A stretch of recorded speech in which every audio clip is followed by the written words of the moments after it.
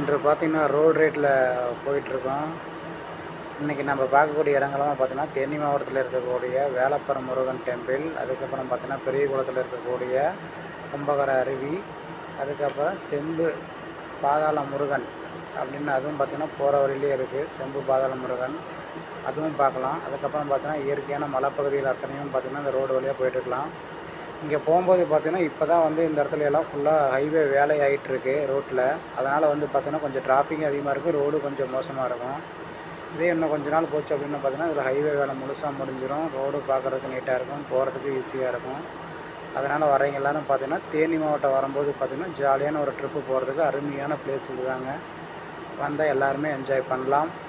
Thank you our friends, subscribe to my channel. Thank you watching my channel GSM Shankar Hero.